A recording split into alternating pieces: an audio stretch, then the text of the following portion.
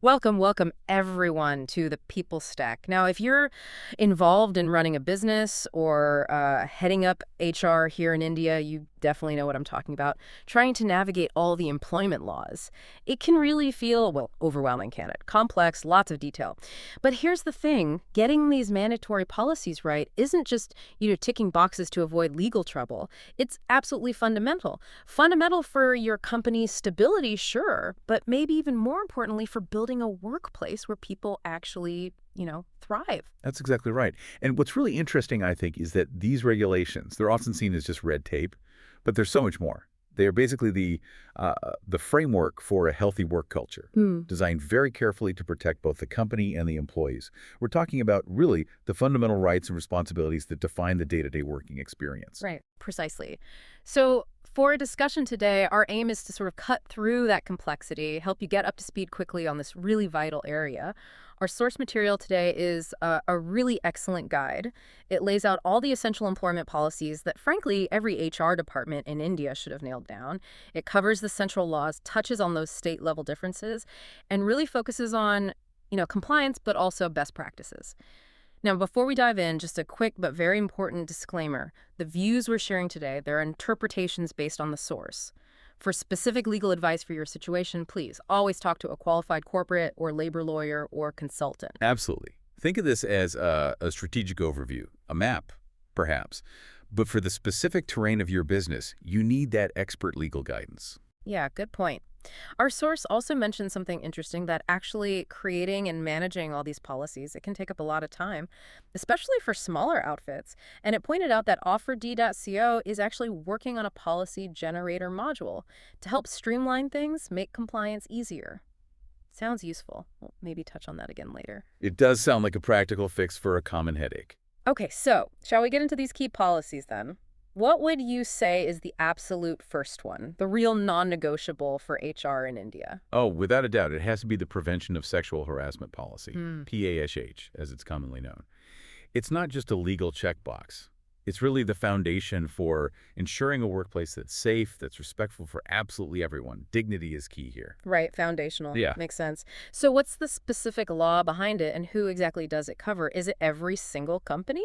So the legal backing comes from the Sexual Harassment of Women at Workplace, Prevention, Prohibition, and Redressal Act of 2013. And yes, it's incredibly broad. It applies right across India to basically all companies that have 10 or more employees. It's not just about, having a policy filed away somewhere. It mandates actually implementing an anti-harassment policy and setting up what's called an Internal Complaints Committee, or ICC. Hmm. And an important point here, even smaller places, fewer than 10 employees, they're really strongly encouraged to have a zero-tolerance stance. And if something happens, they can use the Local Complaints Committee, the LCC, at the district level. Okay, that's a really useful distinction, the ICC versus LCC. So for the HR folks listening, what are the absolute must-do actions, not just for compliance, but, to really foster that safe environment you mentioned? Right. Well, HR's role here is quite critical. First, you must implement a solid PoSH policy. It needs to details complaint process, the redressal steps very clearly. But here's the thing, and maybe the deeper challenge. Just having the policy, it's not enough. The real goal, and where some companies struggle, is creating that culture, psychological safety, where people feel genuinely okay, empowered even, to report issues. That makes a lot of sense. It's about feeling safe to speak up. Exactly. And that takes consistent training for everyone, not just a one-off induction thing. Training on recognizing harassment, preventing it, reporting it. And for those companies with 10-plus employees, that ICC needs to be properly set up and, crucially, trained itself. The Ministry of Women and Child Development is the official source overseeing this. Yeah, the culture point really resonates. It's much more than just paper compliance. Okay, so from workplace safety, let's move to supporting employees through another major life event, maternity benefits.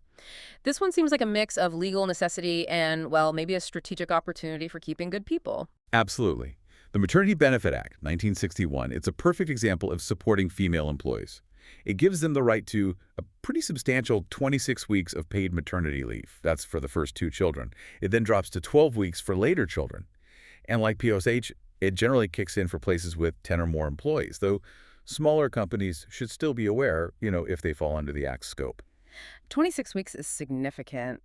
Beyond just the leave duration, what other practical things does HR need to manage here? And maybe for a smaller business, how can they approach this smartly, perhaps beyond just the bare minimum? Okay, so HR needs to cover a few key things. Obviously, clear policies aligned with the Act. That's basic. Making sure eligible women can take the leave without any discrimination. Sounds obvious, maybe, but biases can sometimes creep in.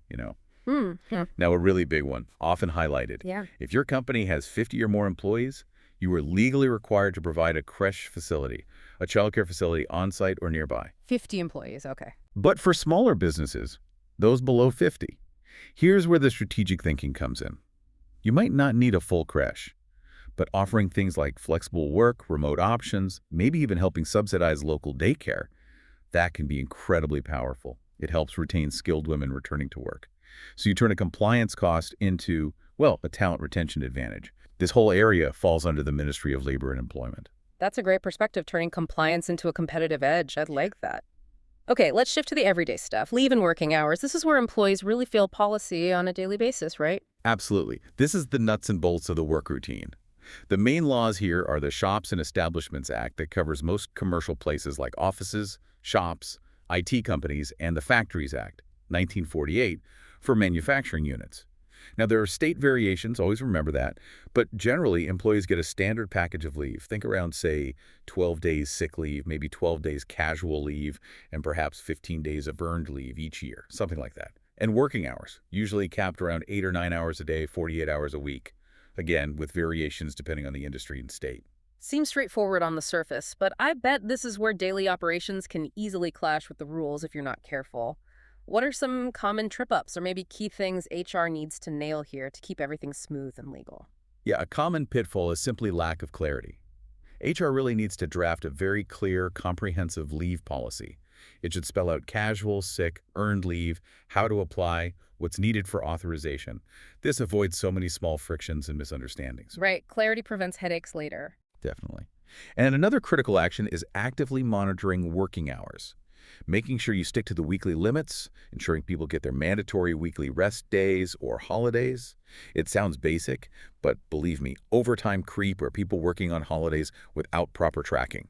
That can become a huge compliance mess surprisingly quickly. Ministry of Labor and Employment is the main source for these two. Okay, monitoring is key. That naturally leads us to another core element, wages and payment policy. This hits every single employee's pocket, so fairness and transparency here must be paramount for trust. Oh, absolutely paramount. This is like the bedrock of fair treatment. You've got the Minimum Wages Act 1948 and the Payment of Wages Act 1936. They basically ensure two things. People get paid on time, and they get paid at least the minimum wage set for their specific job and region, and timeliness is strict. Generally, wages must be paid by the 7th day of the following month if you have under 1,000 employees, or by the 10th if you have more, and absolutely no unlawful deductions from wages. That's a strict no-no. It sounds simple, but managing all the different minimum wage rates across states and roles, that can be quite an operational puzzle. Yeah, I can imagine that complexity. So what does HR need to put in place to ensure wages are handled not just legally, but also, consistently and transparently, especially with those moving parts? Well, HR has a few critical jobs here. First, they need to constantly review and adjust wages. Minimum wages change. So they need to ensure they're always meeting or, ideally, exceeding the current minimums for their industry and location. Right, stay updated. Second, a really robust payment of wages policy is key. Make sure salaries go out accurately and on time every single time. Consistency builds trust. And third, and this is crucial, maintain accurate wage registers and provide detailed pay slips to every employee. It's not just good practice, it's often a legal requirement, and it provides that essential transparency. Again, this area is primarily under the Ministry of Labor and Employment. Makes sense. Pay slips are so important for clarity. Okay, from direct pay, let's talk about the social safety net stuff, things like Provident Fund, PF, and employee state insurance, ESI. These are big long-term benefits, right? Huge. Yes, these are really vital for employee security, giving them a cushion beyond just their monthly salary. You have the Employees Provident Fund, EPF Act, 1952, and the Employees State Insurance, ESI Act, 1948. They mandate contributions, but based on employee numbers. So for EPF, that's the main retirement savings scheme it applies once you hit 20 more employees.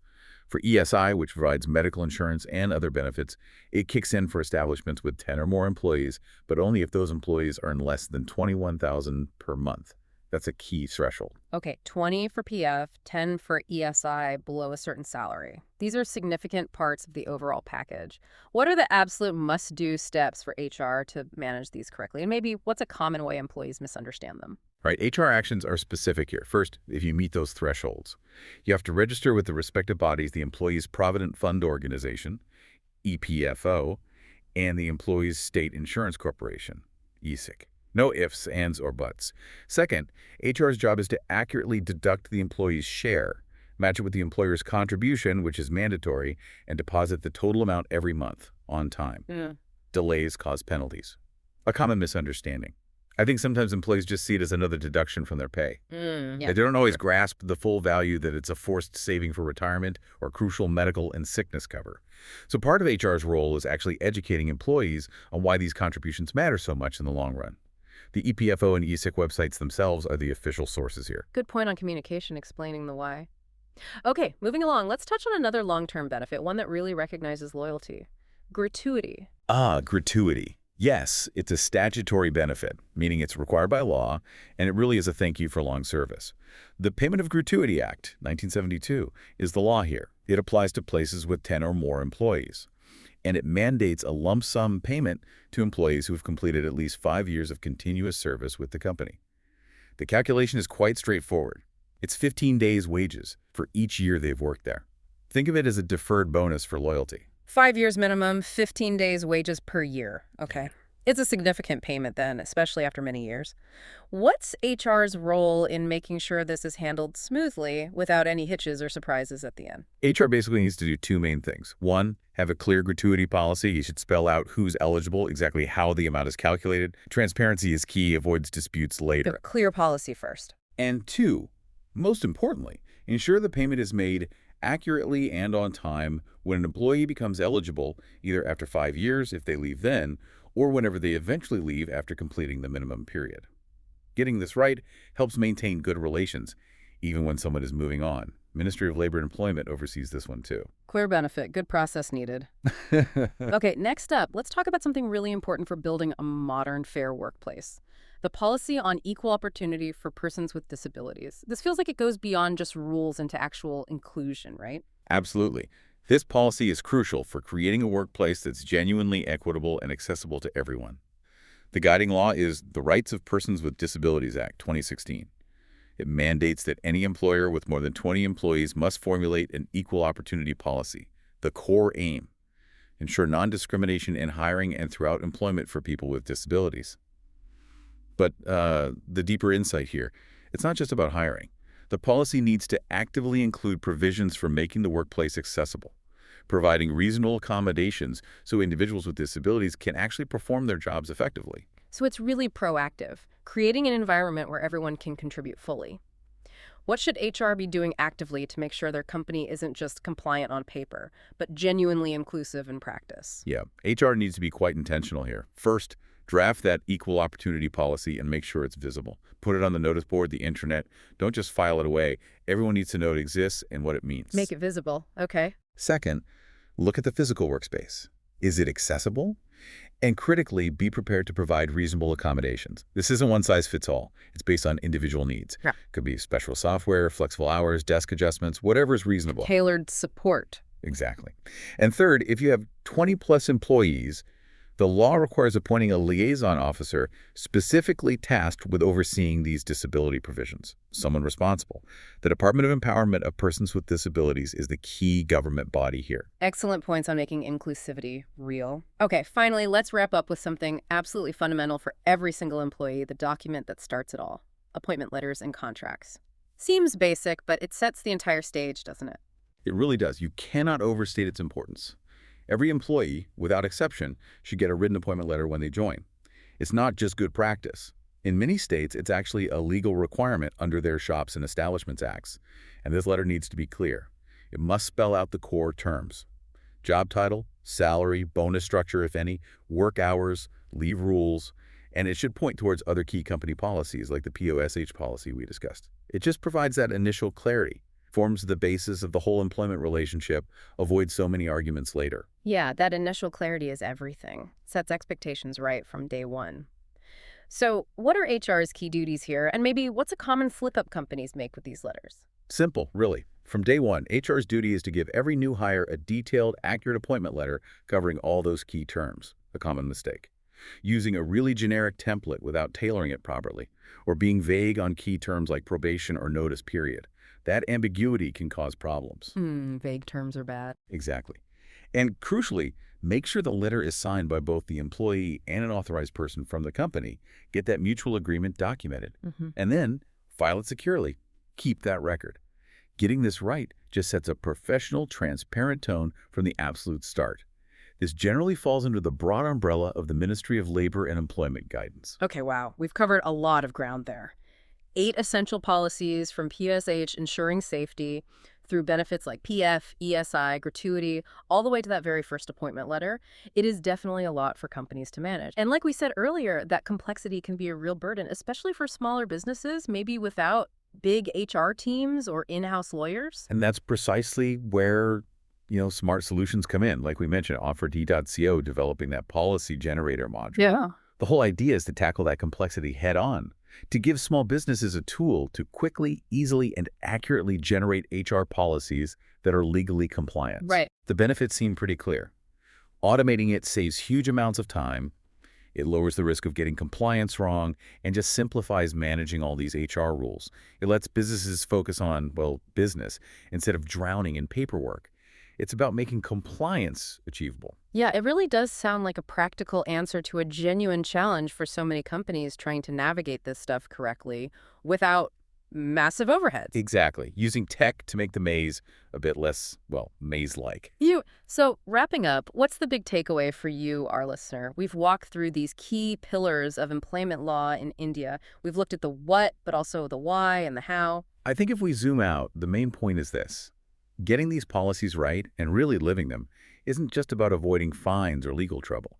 It's fundamentally about building a certain kind of workplace, one that's respectful, that's transparent, that genuinely supports employees' rights.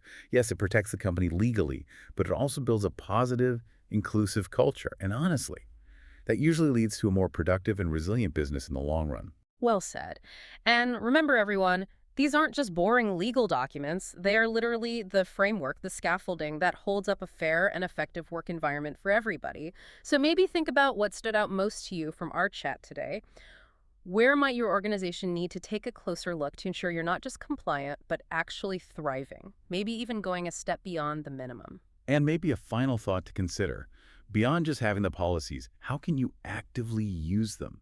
How can communicating them well empower your people, build that deeper trust, and ultimately create a stronger team for everyone? Something to mull over. Definitely food for thought. We really encourage you to check out the official government resources we mentioned, ministry websites, EPFO, EC for the latest, most accurate compliance details. And just one last mention, that Offer.to's upcoming policy generator tool is designed specifically to help smaller businesses manage this complexity effectively and efficiently. Thank you so much for joining us on the People Stack today. Until next time, keep learning, keep asking those important questions, and stay informed.